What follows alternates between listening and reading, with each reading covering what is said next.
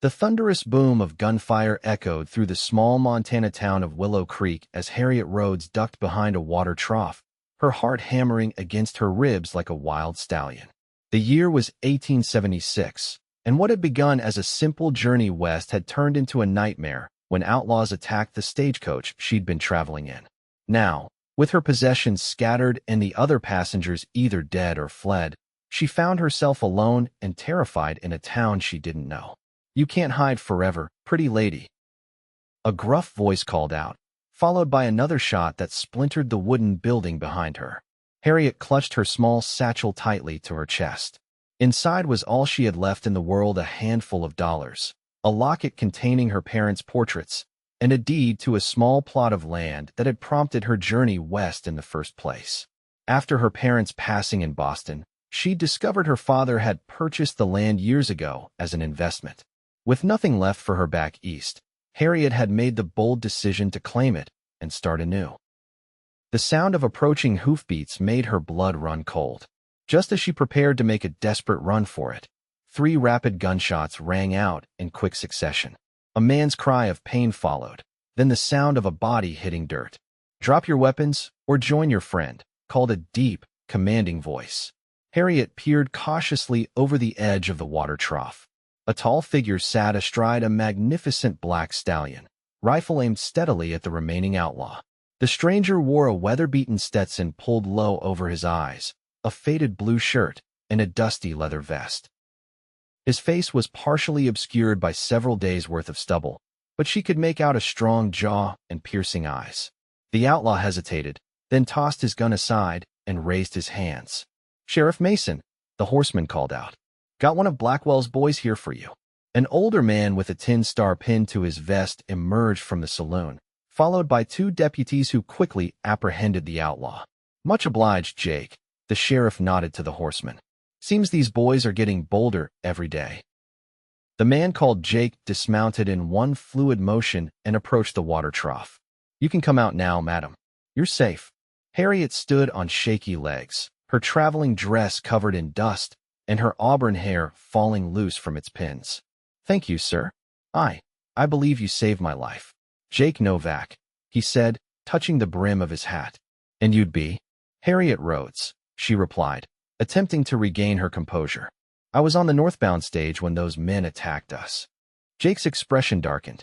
"The stage was hit? Were there other survivors?" "The driver was shot," Harriet explained, her voice quavering. "One passenger fled into the woods. I ran here hoping to find help." Sheriff Mason approached them. "Miss Rhodes, we'll send men to check for survivors and recover your belongings. In the meantime, you're welcome to wait in my office." "That's kind of you, Sheriff, but I need to find accommodation for the night," Harriet said.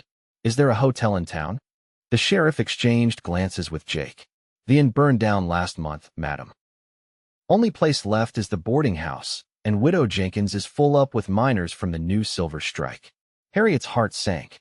After the terrifying ordeal she'd just experienced, the thought of having nowhere safe to sleep was too much. She fought back tears of frustration. "You can stay at my sister's place," Jake offered unexpectedly.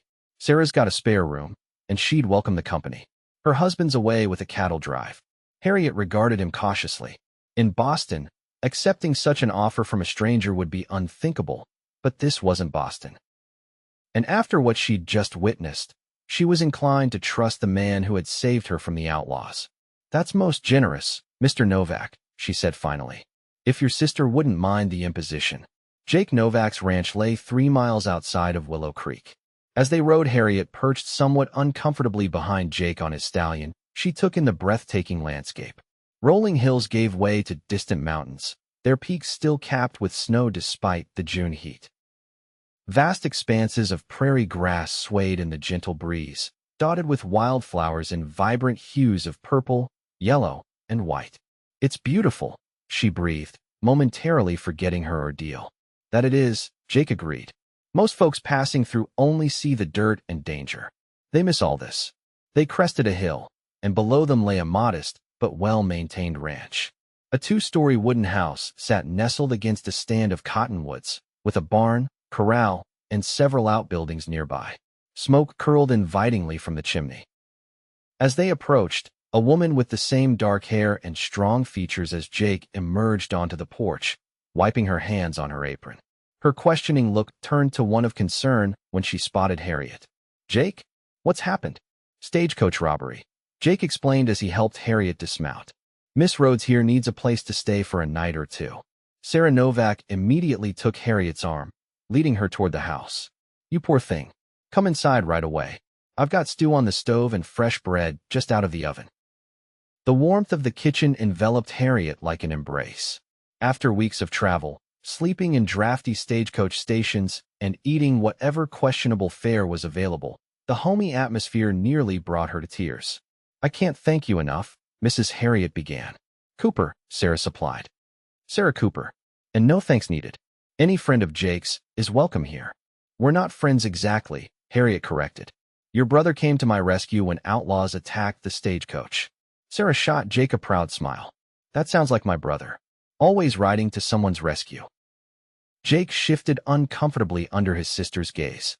"I'll see to the horse," he muttered, retreating to the barn. Over a hearty meal of venison stew, fresh bread, and apple pie, Harriet explained her situation to Sarah. The older woman listened attentively, her kind eyes showing genuine concern. "So you've come all this way to claim land you've never seen?" Sarah asked, refilling Harriet's coffee cup. "Yes, it's all I have left now," Harriet replied. "The deed says it's located near Crystal River, about 20 miles north of here." Sarah and Jake exchanged a look that made Harriet's stomach knot with apprehension. "What is it? Is something wrong with the area?" Jake cleared his throat. "Crystal River's beautiful country, but it's also rough. Isolated. No proper town for miles. And the winters." He shook his head. "They can be brutal for someone not used to them." "Are you suggesting I sell the land without even seeing it?" Harriet asked, a hint of steel entering her voice. "No, madam," Jake said, meeting her gaze directly. "But I am suggesting you know what you're getting into. A woman alone up there." He let the words trail off. Harriet straightened her shoulders. "I appreciate your concern, Mr. Novak, but I didn't travel 2,000 miles to turn back at the first sign of difficulty. I intend to see my property, and I intend to make it my home." A hint of admiration flickered in Jake's eyes. "Well then, I reckon you'll need a guide to take you there." That night, after Sarah had shown her to a comfortable bedroom with a handmade quilt and fresh linens, Harriet stood by the window gazing at the star-filled sky. The vastness of it was both terrifying and exhilarating. In Boston, buildings and gas lamps had obscured most stars, but here they blanketed the heavens in a dazzling display. A movement below caught her attention. Jake was walking from the barn to a small cabin about 50 yards from the main house. His long strides ate up the distance quickly, and he disappeared inside. A light appeared in the window a moment later. Harriet wondered about the mysterious cowboy who had saved her life. There was a quietness about him, a self-contained quality that intrigued her.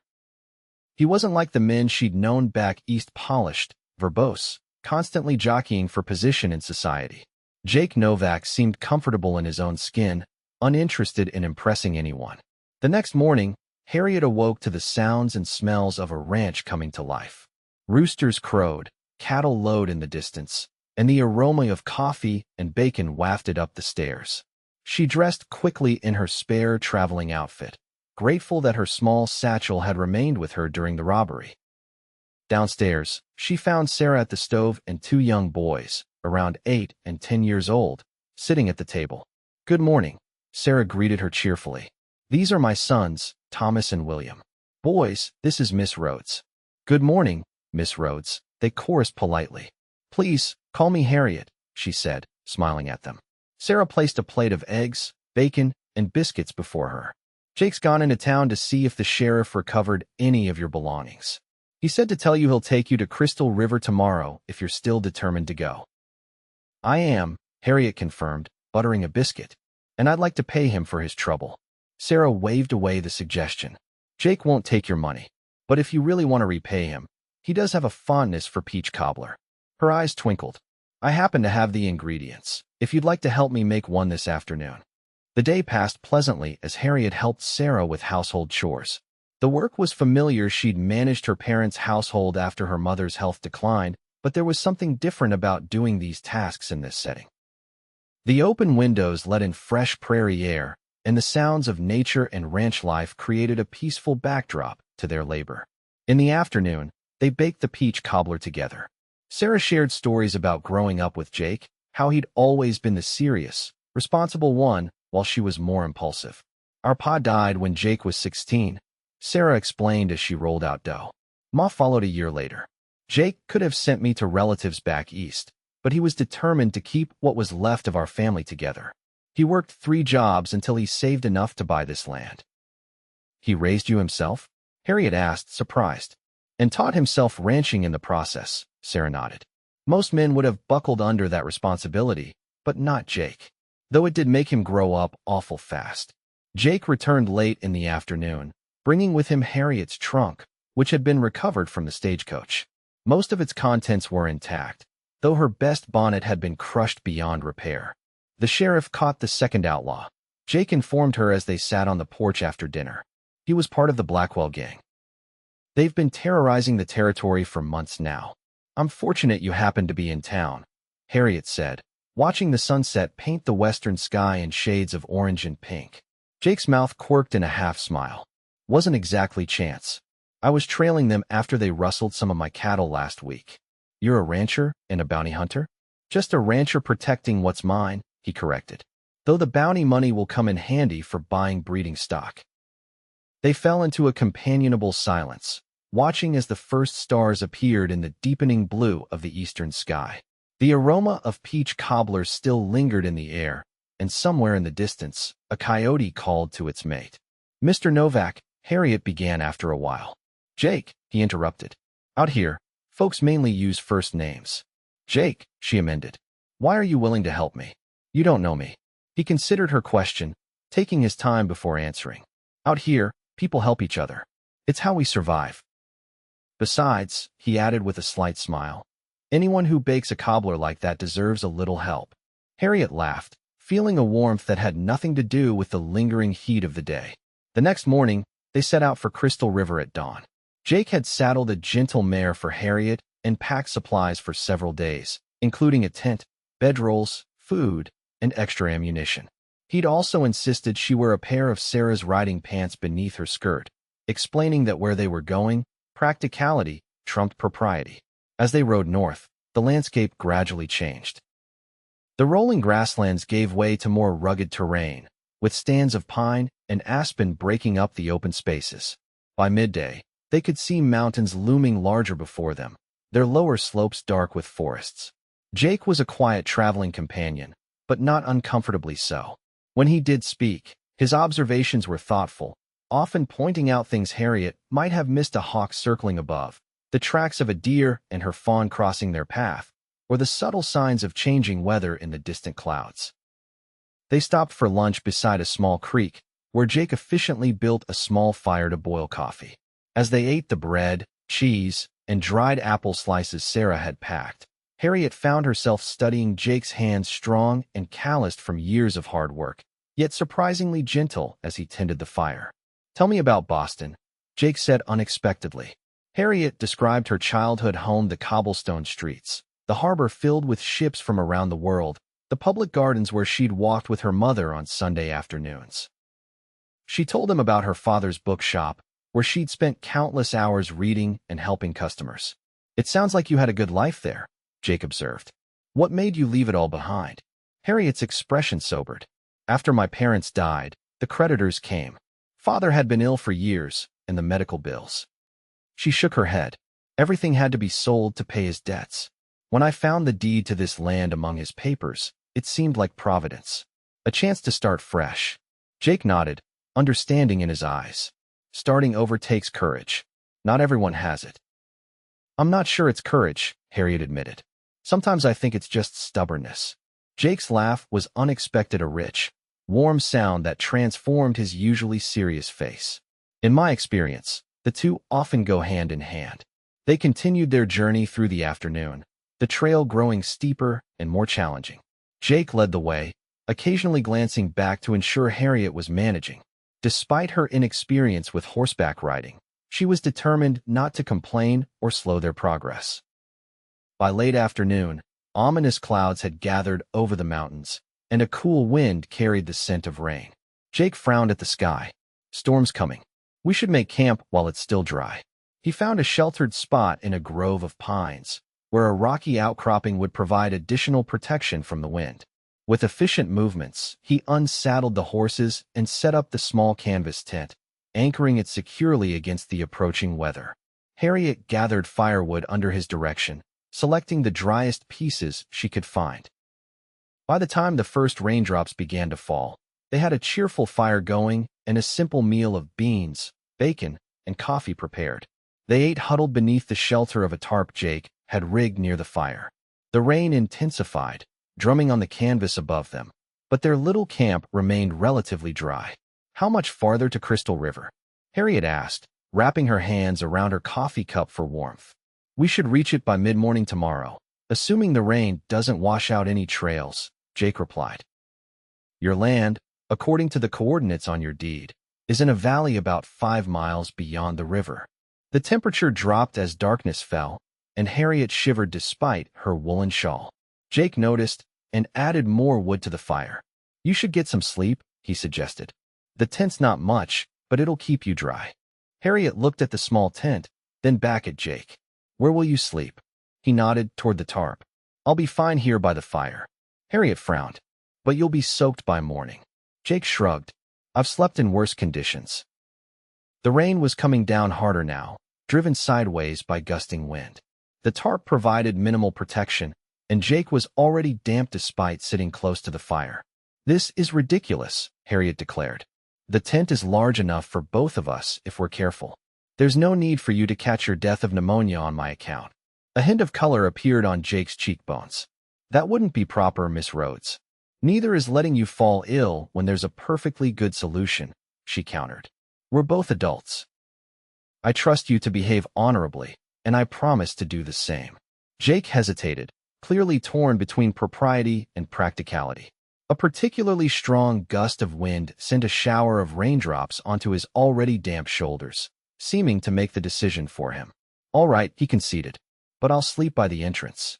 The tent was indeed small, barely tall enough to sit upright in, and just wide enough for 2 people to lie side by side. Harriet entered first, spreading her bedroll on one side, while Jake secured the horses one last time and banked the fire. When he finally ducked into the tent, bringing a rush of cool, damp air with him, the close quarters became immediately apparent. He laid his bedroll carefully on the opposite side, maintaining as much distance as the confined space allowed. I'll sleep outside, she said, suddenly uncomfortable with the intimacy of their situation. Jake looked at her for a long moment, his expression unreadable in the dim light filtering through the canvas. Not while my arms are empty, he replied softly, then immediately looked abashed. I mean, not while there's room enough for both of us to stay dry. Harriet felt her cheeks warm, but she nodded and settled onto her bedroll, turning her back to him. She listened as he removed his boots and gun belt before lying down on his own bedroll. Despite her exhaustion, sleep seemed impossible with his presence so near. She could hear his breathing, steady and deep, and feel the subtle warmth radiating from his body. Jake? She whispered after a while, unsure if he was still awake. Came his drowsy response. Thank you. For everything. There was a pause, then, get some sleep, Harriet. Tomorrow's going to be a long day. She closed her eyes, lulled by the rhythm of the rain and the unexpected comfort of having someone trustworthy nearby. For the first time since leaving Boston, Harriet didn't feel alone. Morning brought clear skies and a world washed clean by the night's storm. They broke camp efficiently, neither mentioning their shared accommodations, though Harriet caught Jake watching her with an expression she couldn't quite interpret when he thought she wasn't looking. The trail was muddy but passable, and by mid-morning, as Jake had predicted, they reached Crystal River, a clear, swift-flowing waterway that carved its way through a spectacular valley. Mountains rose on either side, their slopes thick with pine and fir, while the valley floor was carpeted with lush grass and wildflowers. It's breathtaking, Harriet murmured, reining her horse to a halt beside Jake's. This is just the beginning, he replied with a rare smile. Your land is even prettier. They followed the river northward, the terrain growing more challenging as the valley narrowed. By early afternoon, Jake led them away from the river and up a steep trail that wound through a forest of towering pines.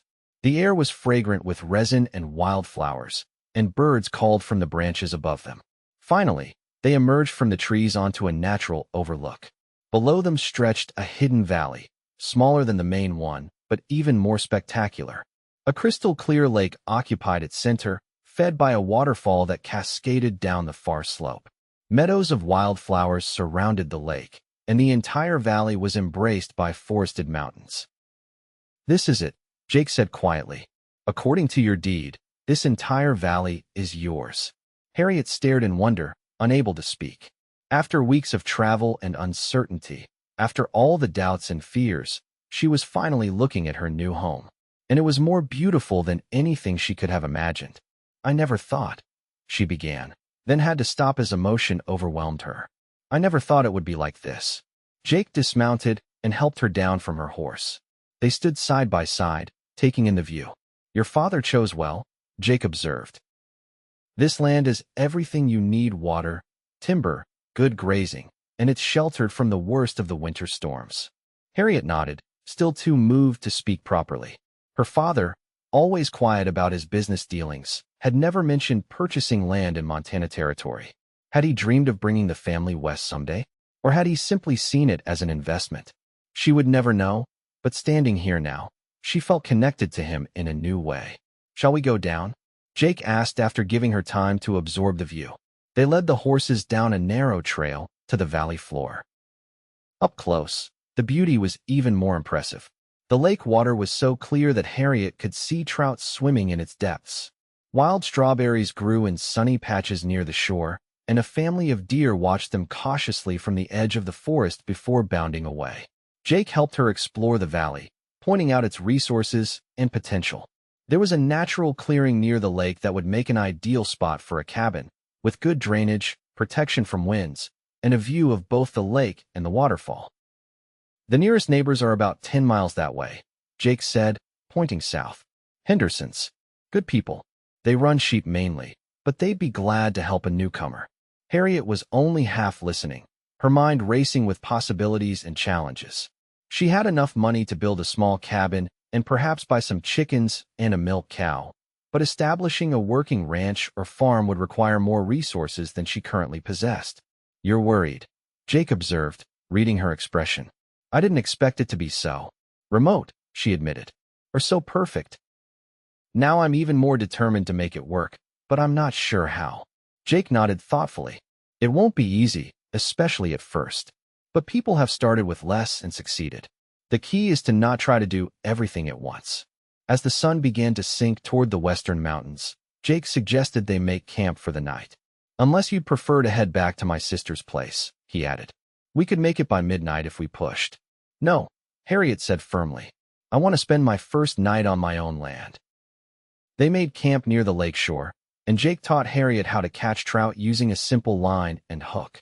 Their dinner of fresh fish, cooked over an open fire, was one of the most satisfying meals Harriet had ever eaten. As darkness fell and stars appeared in the clear sky, they sat by the fire, discussing practical matters. Jake offered advice about building materials, local suppliers, which crops might do well, and how to prepare for the harsh winter months. "You'll need help," he stated plainly. "No one, man or woman, can establish a homestead alone." "I can't afford to hire help," Harriet said, staring into the flames. "There are other ways," Jake suggested. "Barn raisings, harvest exchanges, neighbors helping neighbors." "But I'm not a neighbor yet," she pointed out. "I don't know anyone except you and Sarah." Jake was quiet for a moment. "I could help," he finally said. "At least with getting started. Building a cabin, clearing land." Harriet looked at him in surprise. "But you have your own ranch to run." "I've got good hands who can manage things for a while," he replied. "And—" he hesitated, seeming to search for the right words. "And I'd like to help you succeed." There was something in his voice, a warmth that hadn't been there before. Harriet found herself studying his face in the firelight, the strong lines of his jaw, the way his eyes reflected the flames, the slight curve of his mouth as he looked back at her. "Why?" she asked softly. Jake shifted, uncomfortable with the directness of her question. "Because I admire what you're trying to do. Coming out here alone, starting fresh. It takes courage." Or stubbornness, she reminded him with a small smile. That too, he acknowledged, returning her smile. Either way, it's impressive. The compliment warmed her more than it should have. There was a growing tension between them, unspoken but palpable, like the charged air before a thunderstorm. We should get some rest, Jake said abruptly, standing up and moving to bank the fire. I'll sleep out here tonight. Harriet nodded, retreating to the tent he'd set up for her. But as she lay in her bedroll, listening to the night sounds of her new land, the soft lapping of the lake against its shores, the distant call of an owl, the whisper of wind through pine needles, she found herself thinking not about the challenges ahead, but about the man sleeping under the stars just yards away. The next morning dawned clear and bright. Harriet emerged from the tent to find Jake already up, tending a small fire where coffee was brewing. He'd gathered wild raspberries for their breakfast, along with the last of Sarah's bread. I thought we might explore more of your land today, he suggested as they ate. There's a stand of good timber on the north slope that would provide logs for your cabin. They spent the morning on horseback, circling the valley and venturing up some of the surrounding slopes. Jake pointed out game trails, the best spots for hunting or trapping, and signs of the wildlife that shared the valley: beaver dams along a stream feeding the lake, an eagle's nest high in a pine, the scratch bark where a bear had marked its territory. By midday, they'd completed their circuit and returned to the lakeside clearing that Harriet had decided would be the site of her cabin. While they ate a simple lunch, Jake sketched a rough plan in the dirt with a stick: a modest but sturdy structure with 2 rooms and a stone fireplace, positioned to capture morning sun and afternoon shade. If we start cutting logs next week, we could have the walls up before the first snow, he said. You could winter at Sarah's place while we finish the interior. We? Harriet questioned, raising an eyebrow. Jake met her gaze steadily. I said I'd help you, and I meant it. But why, Jake? Really, you barely know me. He was quiet for a long moment, seemingly gathering his thoughts. When Sarah and I first came out here, we had nothing but a wagon, 2 horses, and enough supplies for maybe a month. If it hadn't been for our neighbors' folks we'd never met before, we wouldn't have survived that first winter. He poked at the fire with his stick. A man named Henry Blackwood rode 20 miles through a blizzard to bring us medicine when Sarah came down with fever. Another family shared their seed corn in the spring when ours rotted in storage. That's how it works out here. You help when and where you can, because someday you'll be the one needing help. Harriet nodded slowly. I understand, and I'm grateful. But, she hesitated, not sure how to express what she was feeling. But what? Jake prompted. But I don't want your help out of obligation or frontier tradition, she said finally. I want. She trailed off, suddenly unsure of what she wanted to say. Jake set aside his coffee cup and moved to sit beside her on the fallen log she'd claimed as a seat. Harriet, he said quietly, it's not just obligation. The admission hung in the air between them. Harriet felt her heart quicken as Jake reached out slowly, giving her plenty of time to pull away if she wished, and tucked a strand of hair behind her ear. His touch was gentle, almost reverent. I know we've only known each other a few days, he continued, his voice low. And I know you came out here to be independent, to build something of your own. I respect that. I admire it. But from the moment I saw you in town, standing up to those outlaws, even though you were scared half to death, I knew you were someone special. Harriet's breath caught in her throat. Back in Boston, she'd had suitors, of course, well-spoken young men in fine suits who called at her father's house and took her to concerts or lectures. But none of them had made her feel the way Jake did with just a look or a simple touch. I don't know what to say, she admitted. You don't need to say anything, Jake assured her. I just wanted you to know that my offer to help comes from more than obligation. Much more. He started to withdraw his hand, but Harriet caught it, holding it against her cheek for a moment before letting it go. Thank you for your honesty, she said softly, and for everything else. The tension between them eased somewhat as they returned to practical matters, discussing what supplies they'd need to bring from town and which local craftsmen might be willing to help with specialized tasks like the stone fireplace or window frames. As the afternoon waned, Jake suggested they should start back to his ranch before dark. Harriet agreed, though part of her was reluctant to leave her valley. They packed up their camp and saddled the horses in companionable silence. Just before mounting up, Harriet took one last look around, trying to commit every detail to memory the way the sunlight dappled the lake's surface, the snow-capped peaks reflected in its waters, the carpet of wildflowers nodding in the gentle breeze. "It will be here when you come back," Jake said, understanding her hesitation. "And it will be even more beautiful when you can call it home." The journey back to the Novak ranch seemed shorter somehow, filled with conversation and shared observations. Jake told stories about his early days in Montana Territory, his mistakes and triumphs, the harsh lessons the land had taught him.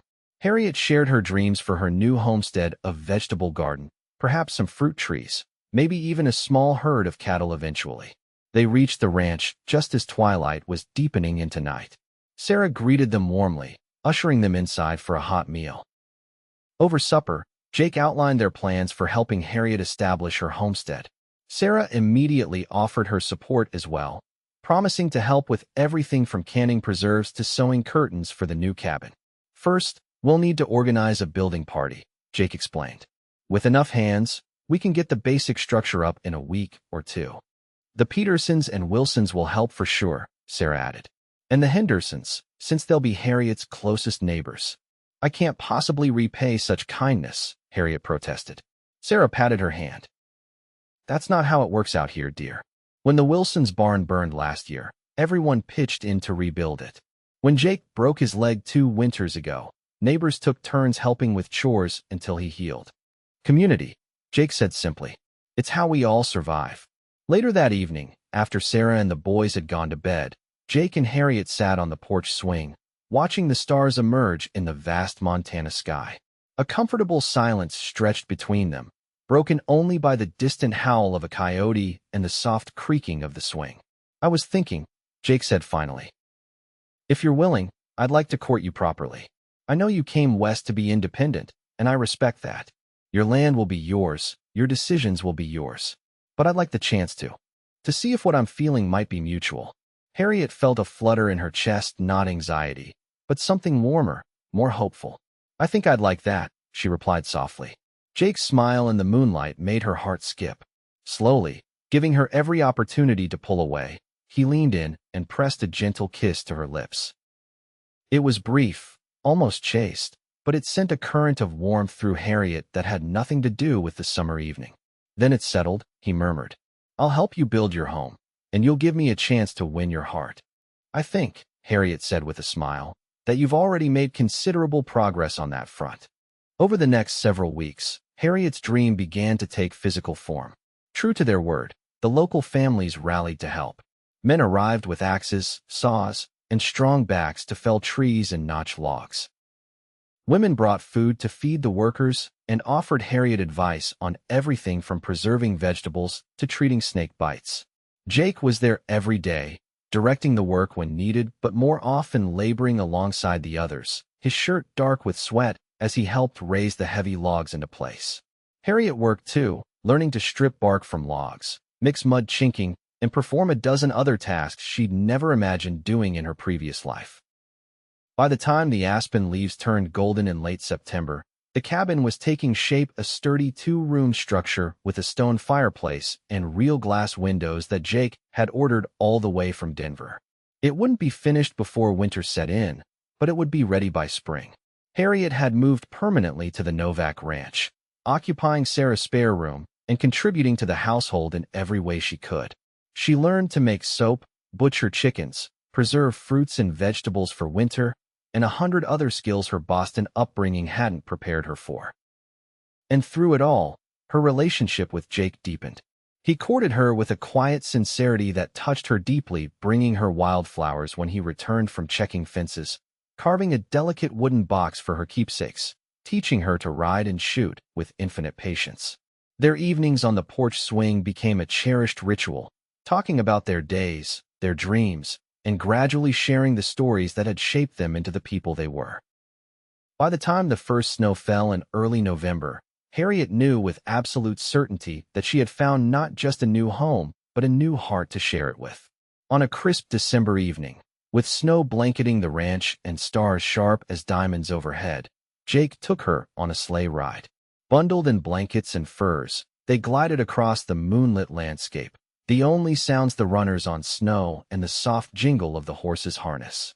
He stopped the sleigh on a ridge overlooking the valley, where the snow-covered landscape stretched to the distant mountains, ethereal in the moonlight. "I have something for you," Jake said, reaching into his coat pocket.